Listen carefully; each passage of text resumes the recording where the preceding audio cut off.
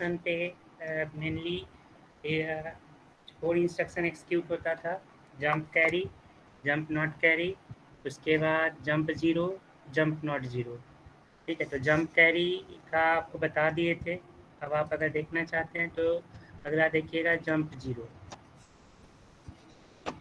Jump zero का जो code था वो 6 था।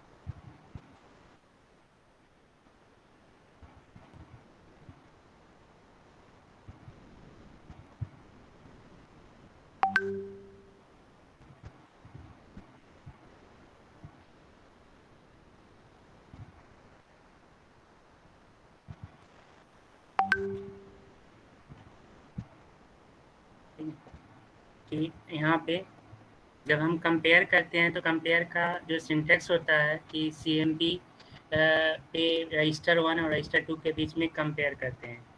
तो रजिस्टर 1 यानी डेस्टिनेशन होता है, रजिस्टर 2 सोर्स होता है। और अगर आपका डेस्टिनेशन तो इसके बिहाफ पे जब 2 वैल्यू को कंपेयर करते हैं तो 3 पॉसिबिलिटी होती है।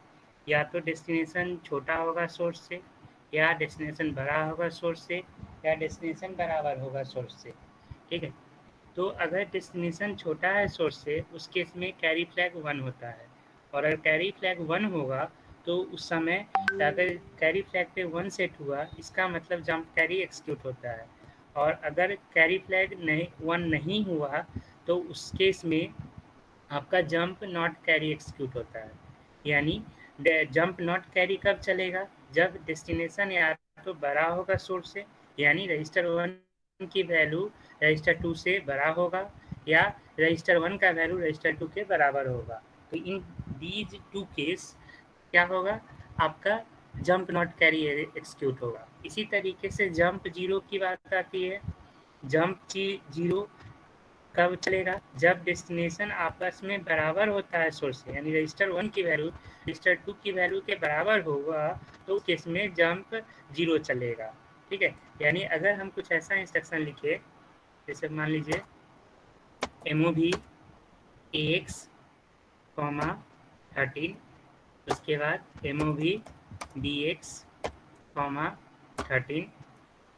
ठीक, और फिर कंपेयर करते हैं CMP AX, BX। ठीक है, यानी इस लाइन का मतलब क्या हुआ? आप ये लाइन लिख रहे हो इफ सर थोड़ा सा बड़ा AX। कर दीजिए, दिख नहीं रहा है सर। ठीक है,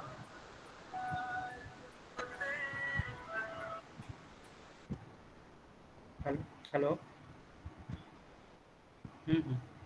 सर हाँ, थोड़ा सा खाली बड़ा कर दीजिए, दिख नहीं रहा है सर ऐसे।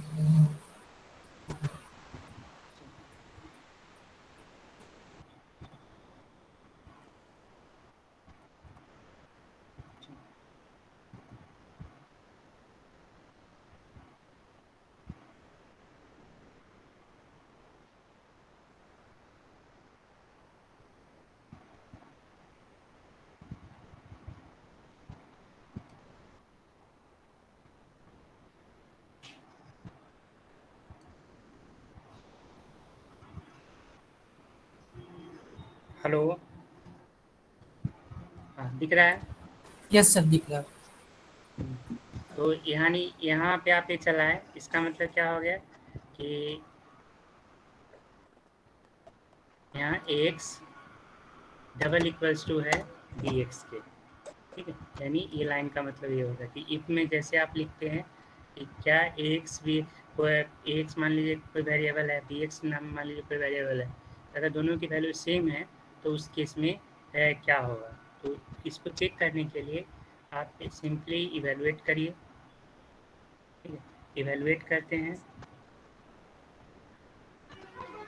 अच्छा, इंस्ट्रक्शन गलत लिखा हुआ है, यहाँ पे एरर आया, इलीगल इंस्ट्रक्शन एमओडी, यहाँ भी होगा। सर मूव की जगह मूव हो गया सर। ठीक है, अब सही है। अब आप इमुलेट कीजिएगा। तो सबसे नीचे देखिए, यहाँ पे लास्ट में होगा, आप लोग माइक ऑफ कर लो अपना। ठीक है,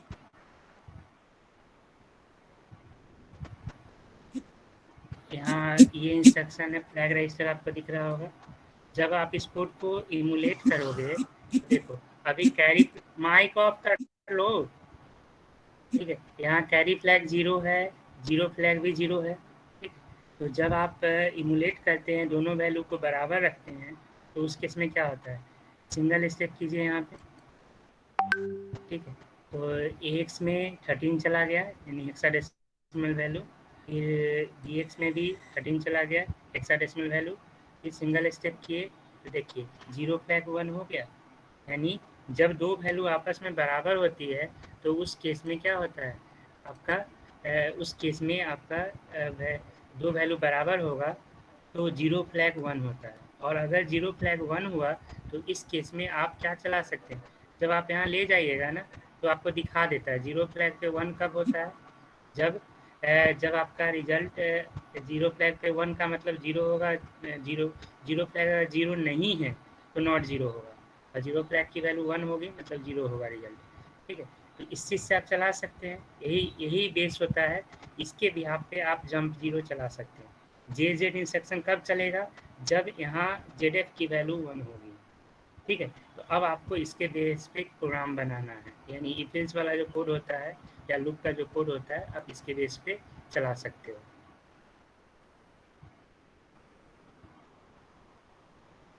ठीक है, तो हमने वही किया है। हम आपको हम्म,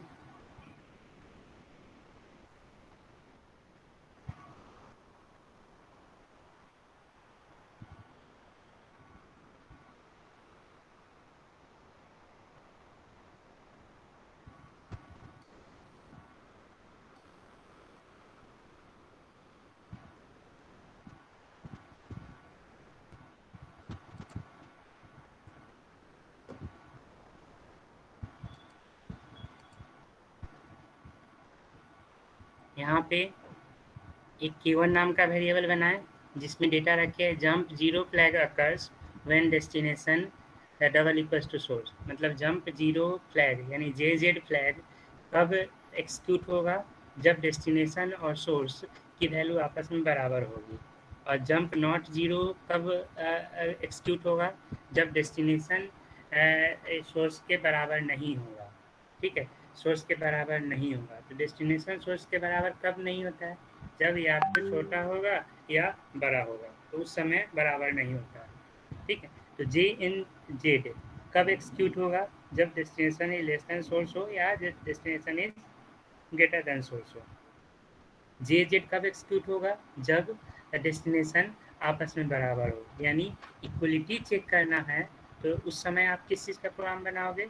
आप जैसे अगर कोई दो कंडीशन चेक करना है कि दो नंबर आपस में बराबर है या नहीं, या दो वैल्यू आपस में बराबर है या नहीं, तो उसको आप इसके थ्रू चला सकते हो, यानी बेसिकली इफ एल्स चला रहे हैं। ठीक है, यहाँ पे यानी इस लाइन का मतलब हो गया कि if X double equals to है BX के, तो ये कोड चलेगा।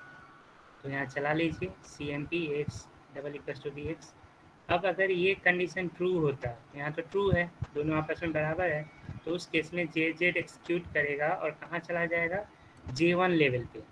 J1 लेवल पे क्या है कोड, J1 लेवल पे कोड है ये वाला, प्रिंट करने का कि LEA DX A1, यानी K1 के स्ट्रिंग को फाइंड करो, तो K1 स्ट्रिंग के पास कौन सी वैल्यू है, jump 0 flag occurs when destination double equals to source. ये इस पे कर्सर पहुंच जाएगा, और इस स्ट्रिंग इस कर्सर पोजीशन पे जो डेटा है उसको डिस्प्ले कराना है। तो डिस्प्ले कराने के लिए, स्ट्रिंग की वैल्यू को डिस्प्ले कराने के लिए क्या लिखते हैं, मूव AH 9 और INT 21H, और इसको डिस्प्ले करा देते हैं। अब आप इसको इमुलेट कीजिए। और इसको रन कीजिए। देखिए आ गया डेटा। समझ आया? यस।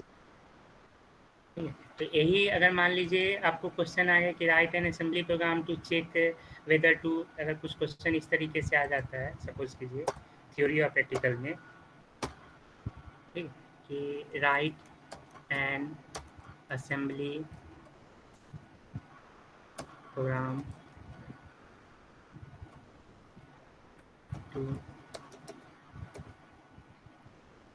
to check whether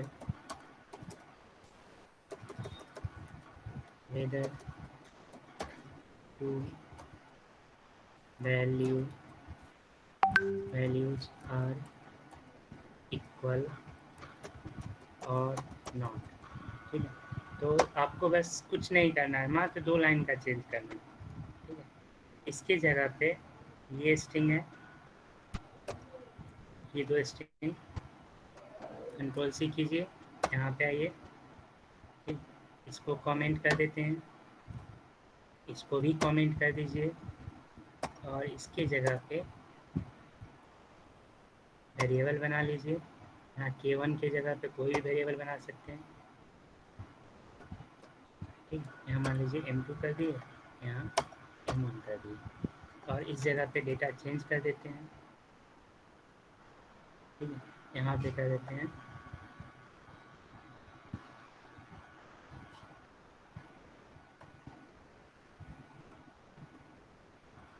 यहाँ पे कर देते हैं 54 इज इक्वल्स टू 54, वैल्यू यही पुट किए हुए हैं। ठीक है, और इस जगह पे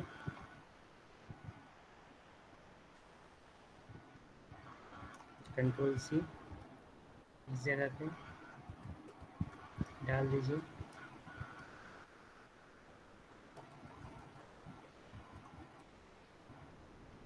फोर।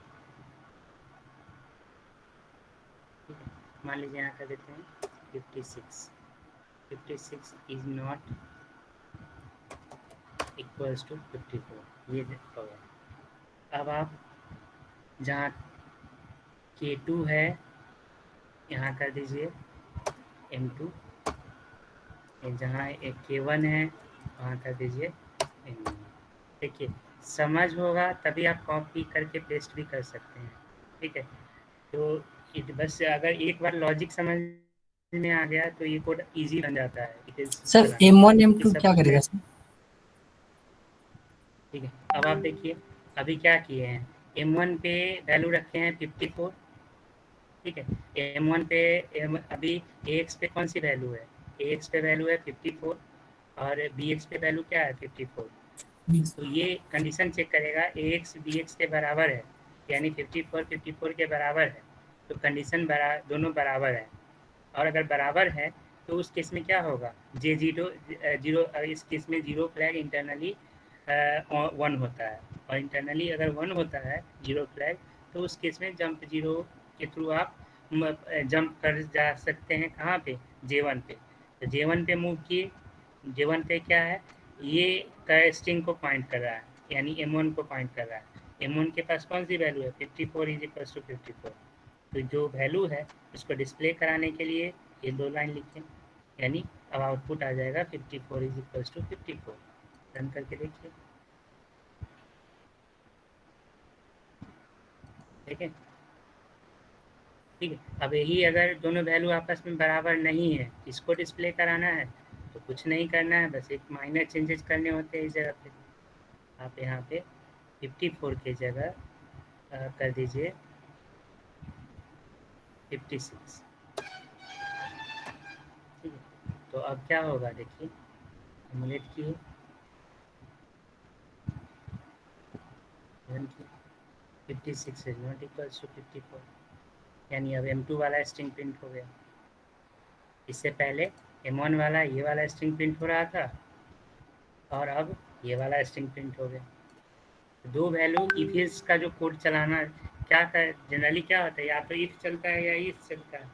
तो अगर एक कंडीशन ट्रू होता है यानी ए एक्स बी एक्स के बराबर है, तो उस केस में बराबर है तो ये वाला आउटपुट आएगा, M1 वाला कोड आउटपुट आएगा, J1 लेवल का आउटपुट आएगा।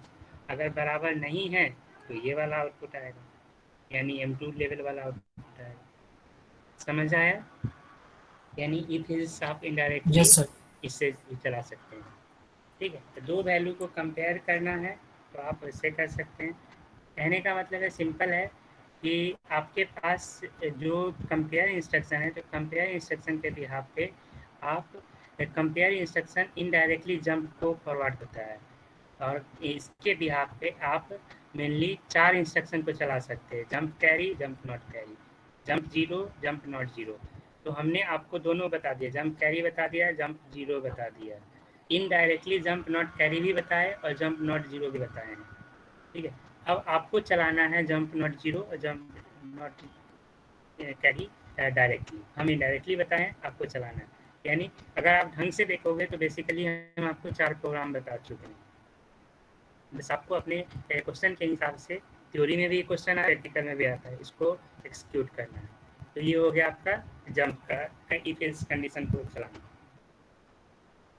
इसी तरीके से अगर आपको लूप चलाना है, ठीक है, तो लूप भी यहाँ पे इजीली चलाया जाता है इसी तरीके से, इसी के बेस पे। ठीक है, जैसे फॉर एग्जांपल अब लूप को देखना है, तो पहले जो ये सब कोड है इसको हटा लीजिए।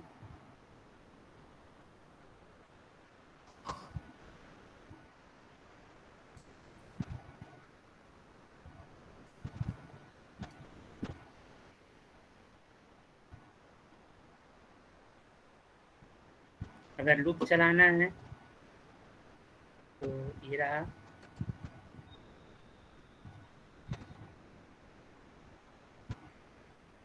इमुलेट करके देखिए कैसे काम कर रहा है।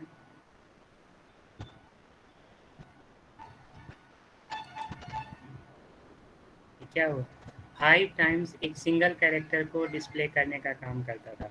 इससे पहले वाले क्लास में याद कीजिए, आपको हम इनफाइनाइट टाइम एक सिंगल कैरेक्टर को डिस्प्ले कराने का काम किए थे, यानी अनकंडीशनल जंप चलाए थे।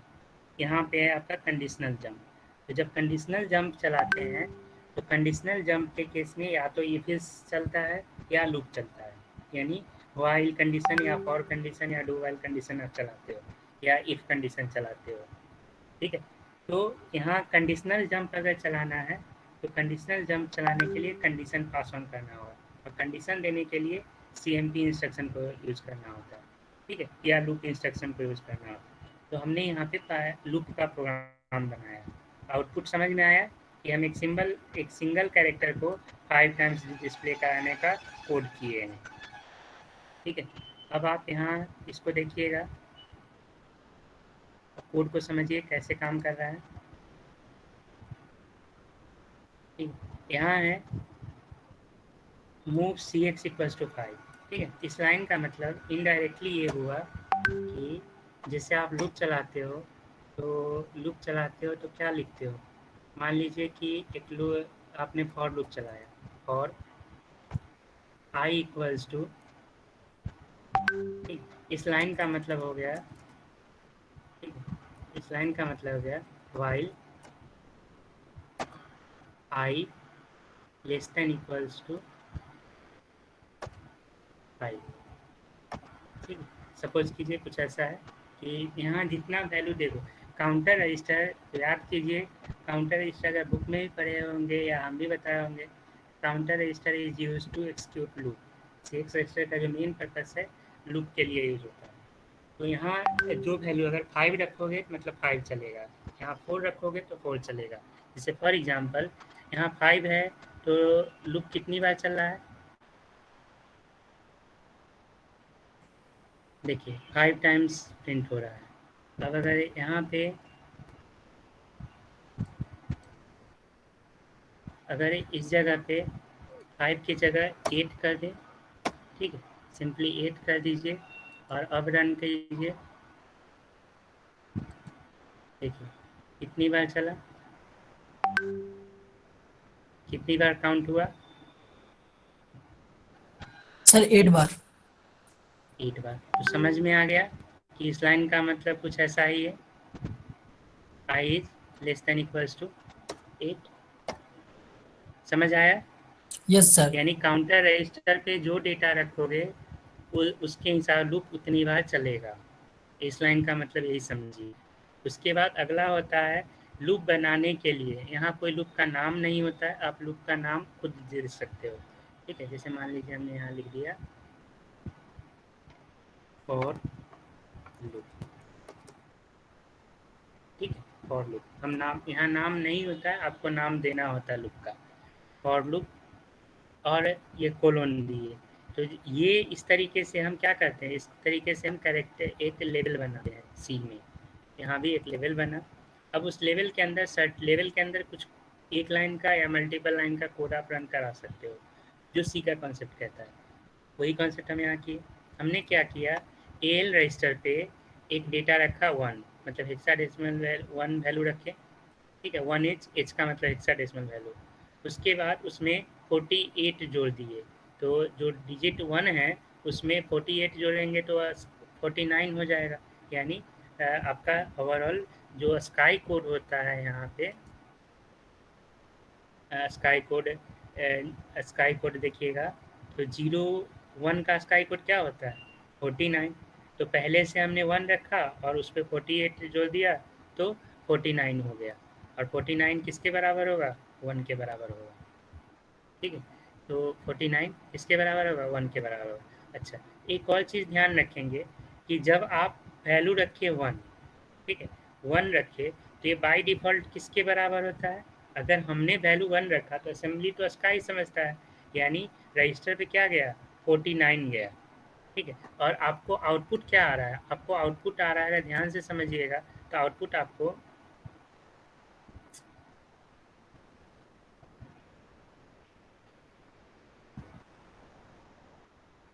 यहाँ पे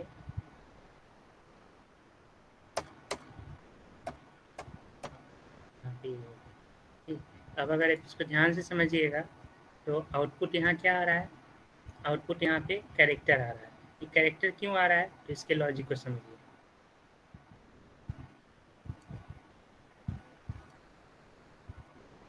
हो क्या रहा है कि जब हम इसके स्काई वैल्यू पे वैल्यू पुट कर रहे हैं, स्काई टेबल कहाँ गया,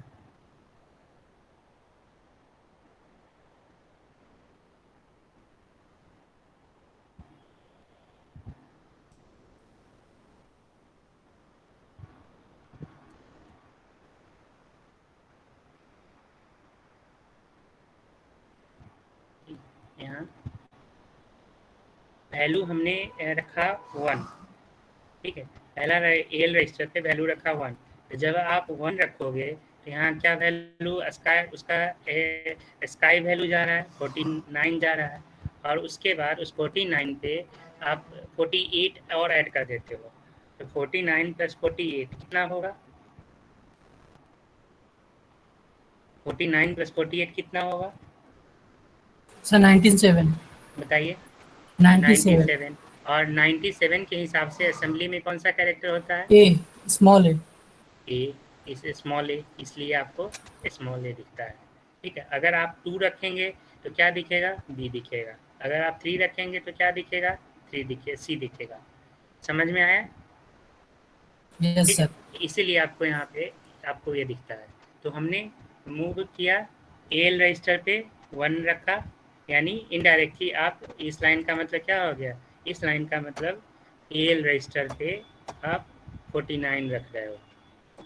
ठीक है, उसके बाद इस ये लाइन चला है, इस लाइन का मतलब क्या हो गया, इस लाइन का मतलब हुआ L equals to L plus 48। ठीक है, यानी क्या हुआ 49 प्लस 48, 48 इक्वल्स टू 97। उसके बाद इस लाइन का मतलब क्या हो गया, D L register, D L register पे, ठीक है, डी एल रजिस्टर पे, ठीक, डी एल रजिस्टर पे एल की वैल्यू चला गया, यानी 97 चला गया, 97। ठीक है। उसके बाद ऐड DL 48 मतलब उसको डेसिमल बना देते हैं और मूव AH, 2 कर देते हैं। ठीक है, AH, 2 इससे क्या हो गया, आउटपुट करने के लिए काम आता है। ठीक है, आउटपुट करने के लिए ये कोड आपका काम आ गया। तो इससे एक कैरेक्टर डिस्प्ले हो जाएगा, यानी DL रजिस्टर पे जो डेटा रखा हुआ है वो डिस्प्ले हो जाएगा। उसके बाद अब डिस्प्ले कितनी बार होगा, ये AL रजिस्टर को इंक्रीमेंट कर देते हैं। फिर से AL रजिस्टर पे कौन सा डेटा चला गया, वही डेटा चला गया। फिर से AL रजिस्टर इंक्रीमेंट हुआ, AL रजिस्टर पे फिर से अब ये वाला डेटा आ गया। फिर से वही कैरेक्टर डिस्प्ले हो जाएगा। तो इस तरीके से क्या होता है, ये कोड कब तक चलेगा, इनके AL रजिस्टर को इंक्रीमेंट किया मतलब AL कर्सर मूव करके AL रजिस्टर के पास चला गया, फिर लूप चला, लूप अब जब ये चला ये कंट्रोल कहाँ भेज दिया, इसके पास। यानी ये कोड कब तक रिपीट होगा, जब तक कि आपका काउंटर रजिस्टर पे 8 वैल्यू ना हो जाए। ठीक है, तो कंडीशन चलाने का काम ये हो गया कि आप कहाँ बाय डिफ़ॉल्ट आई की वैल्यू, इसका मतलब कि जितना बार रखोगे CX रजिस्टर पे उतनी बार चलेगा।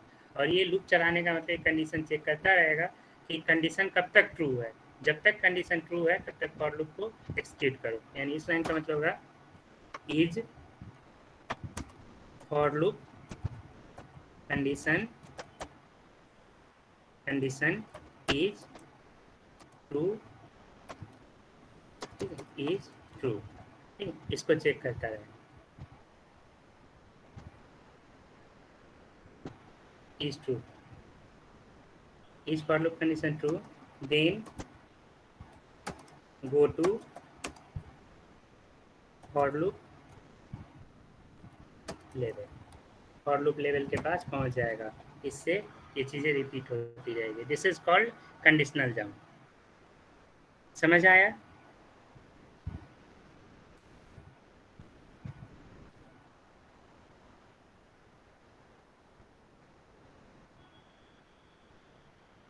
समझ आया? Yes sir. सर डीएल फिर से डीएल में फिर से 48 ऐड क्यों किया? ताकि डेटा डिस्प्ले हो, हर एक वैल्यू डिस्प्ले हो जाए ना। जैसे देखिए वहाँ हमने 5 टाइम्स एक सिंगल कैरेक्टर को डिस्प्ले कराया था, यहाँ पे हमने एक अलग वैल्यू, मान लीजिए 1 से लेकर 5 तक आपको वैल्यू दिखाना है। ठीक है, 1 2 3 4 5। तब इसका कोड देखिए मेरा, आई की वैल्यू 1 रखें, लूप चलाए, आई की वैल्यू 1 रखें। उसके बाद काउंटर रजिस्टर पे 5 रखें, मतलब लूप कितनी बार चलेगा, 5 टाइम चलेगा।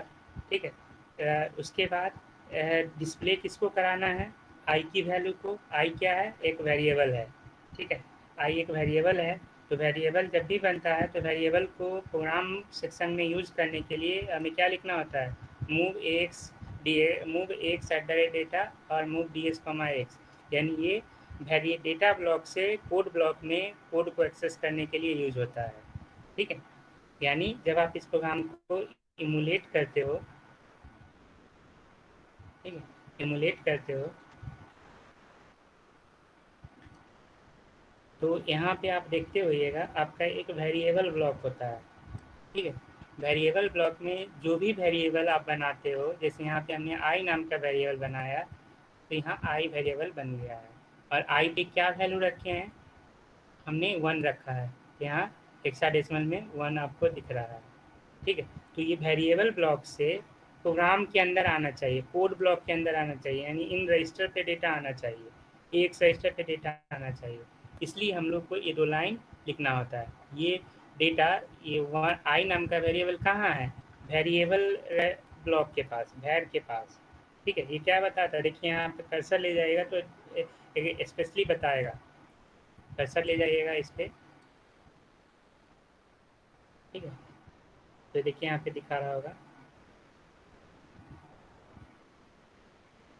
जब भी अपने प्रोग्राम में सो define variable arrays and string, यानी आप अपने प्रोग्राम में जितने भी वेरिएबल बनाते हो या एरे बनाते हो या स्ट्रिंग बनाते हो, वो कहाँ स्टोर होता है आपके प्रोग्राम के अंदर, असेंबली में, इस वैर ब्लॉक के अंदर। तो इस वैर ब्लॉक से कोड के अंदर ले जाना है, मतलब रजिस्टर पे डेटा एक्सेस करना है, इन X B X D X C X पे एक्सेस करना है। इसके लिए आपको ऊपर का 2 लाइन लिखना होगा। समझ में आया? ठीक है, ये 2 लाइन लिखते हैं। उसके बाद हमने क्या किया, अब हमने डीएल रजिस्टर पे आई की वैल्यू कॉपी कर दिए। आई के पास क्या है, 1 है, और 1 को ये डेसिमल में डिस्प्ले कराना है। ठीक है, क्योंकि यहाँ क्या रखा हुआ है, हेक्साडेसिमल वैल्यू, और आपको डेसिमल में देखना है। तो अगर हेक्साडेसिमल में देखोगे तो स्काई कोड देखो, अगर हेक्साडेसिमल वैल्यू होगा तो आपको ये डेटा दिखेगा, ये सिंबल दिखेगा। लेकिन आपको क्या देखना है, आपको डिजिट में 1 देखना है। डिजिट में 1 देखने के लिए आपको रजिस्टर पे क्या रखना होगा, 49। ठीक है, तो पहले डीएल पे 1 रखे और डीएल में 48 जोड़ देते हैं तो 49 हो जाएगा, जिससे कि ये डेटा हमें 1 डिजिट दिख जाएगा। इसलिए हम लोग यहाँ पे डीएल रजिस्टर पे 1 रखे, आई की वैल्यू, उसको ऐड करके डिजिट डेसिमल बना दिए। यानी इस लाइन का मतलब क्या हुआ, शो इन डेसिमल, डेसिमल में दिखाओ, शो इन डेसिमल। ठीक है, याद करो सी लैंग्वेज में भी अगर आप पढ़े होइएगा तो प्रिंटफ करते वक्त, अगर आप प्रिंटफ करते वक्त कुछ ऐसे लिखते हैं, पहले परसेंट डी लिखते हैं और फिर आई की वैल्यू रखते हैं। ठीक है, तो जो डेटा है वो कैसे कंप्यूटर में डेटा कैसे स्टोर होता है, बाइनरी में। तो हम क्या करते हैं, परसेंट डी से कंप्यूटर को इंस्ट्रक्ट करते हैं कि जो आई के पास बाइनरी वैल्यू है उसको डेसिमल में परसेंट डी मतलब डेसिमल फॉर्म में कन्वर्ट करके हमें डिस्प्ले कराओ। ठीक है, यही काम आपको यहाँ पे भी असेंबली में करना होता है, लगभग कुछ ऐसा ही कोड है, परसेंट डी वाला कन्वर्जन है यहाँ पे। Add D L comma 48 show in decimal. उसके बाद मूव एज कॉमा टू, इससे क्या होगा, आई की वैल्यू डिस्प्ले हो जाएगा। ठीक है, ये 2 लाइन से एक आई की सिंगल वैल्यू डिस्प्ले हो जाएगी। उसके बाद ऐड आई कॉमा 1, आई में एक वैल्यू और ऐड कर देते हैं। आई पहले से 1 था, 1 + 1 2 हो गया, यानी इसका मतलब आई प्लस प्लस हो गया, और लूप चलता है।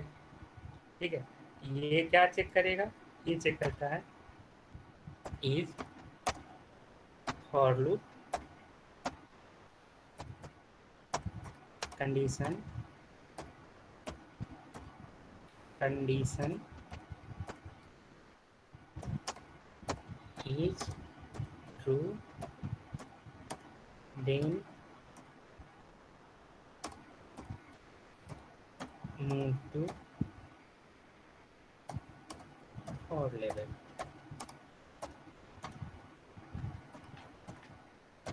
ठीक है, समझ आया? और यही कारण है कि आपको आउटपुट जब आप इसको रन करते हो तो आउटपुट आता है कुछ इस तरीके से।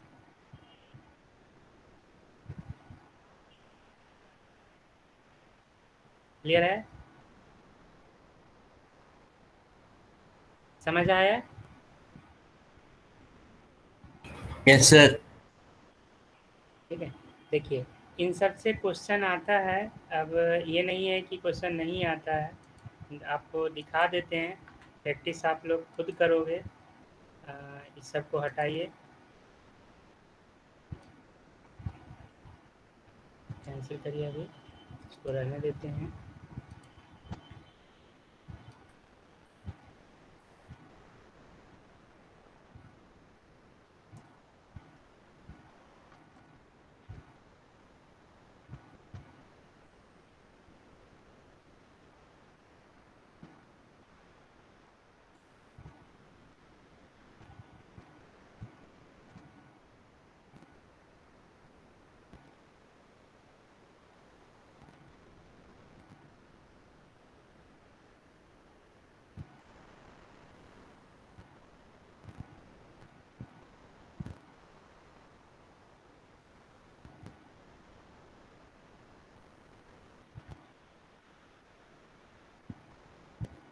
हेलो,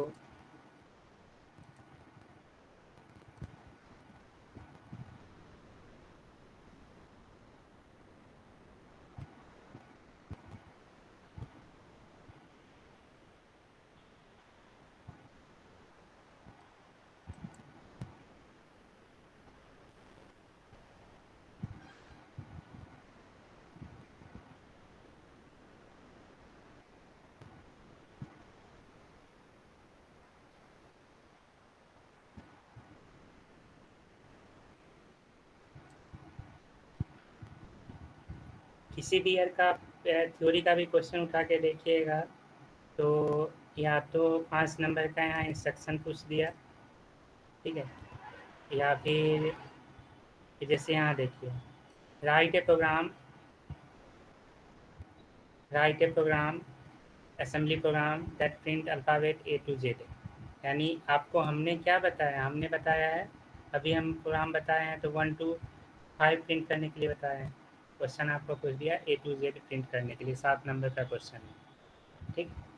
या फिर यहाँ क्वेश्चन पूछ दिया कि the assembly language to search an element, यानी एक एरे में एलिमेंट को सर्च करना है बाइनरी सर्च के थ्रू।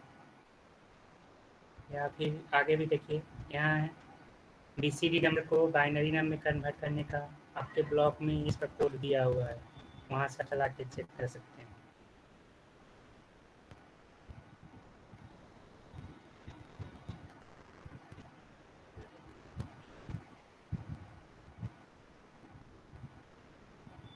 जैसे यहाँ है write an program using assembly language to find the average of 3 value stored in the location first, second, third।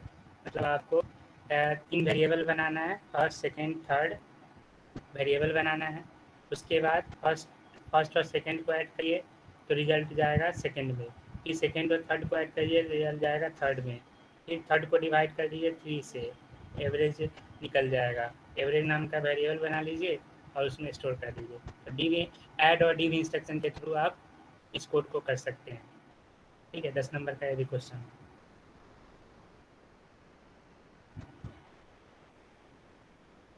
तो जनरली जो क्वेश्चन आता है या तो इंस्ट्रक्शन से आता है या कंडीशन से आता है।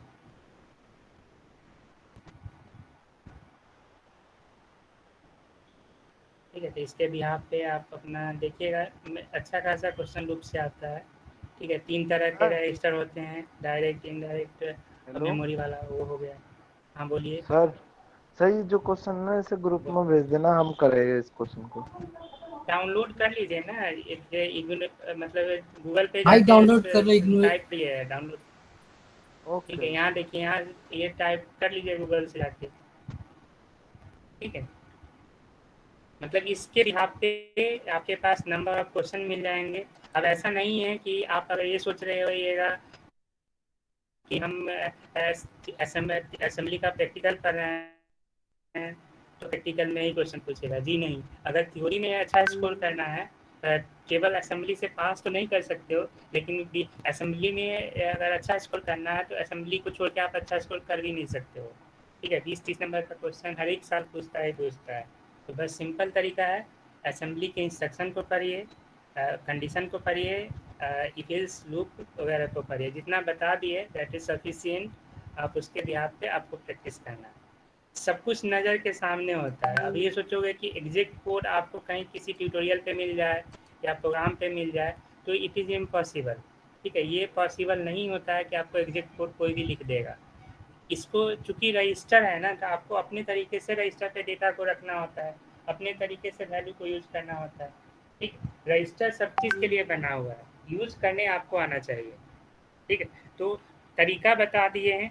अगर अपना लॉजिक तभी आप डेवलप कर सकते हो जब आप सी जानते हो, और सी जानते हो और साथ में सिंगल स्टेप जानते हो, तो इसके भी आप पे आप कोड कर सकते हो, ठीक है। हम जो कोड है वो आपको चैट बॉक्स में शेयर कर देते हैं, आप इसको प्रैक्टिस करना।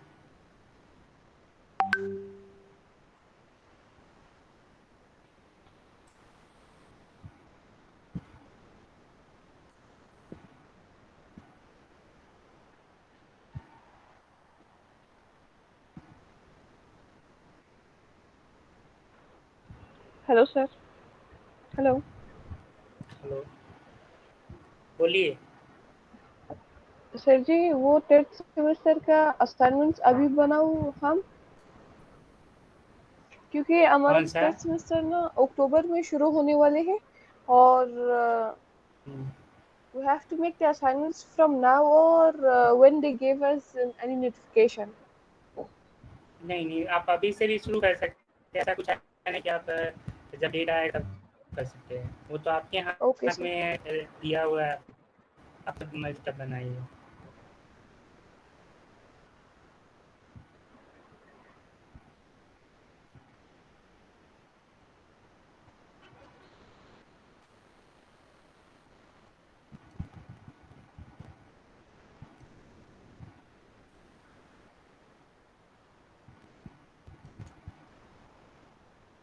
कंट्रोल सीख लिए।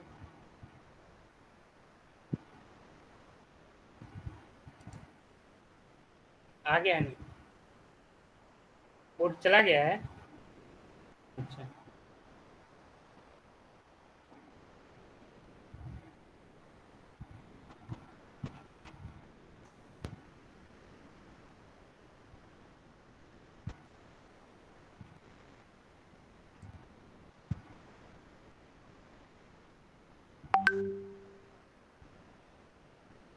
ठीक है, यहाँ से अपना प्रैक्टिस कर लीजिएगा।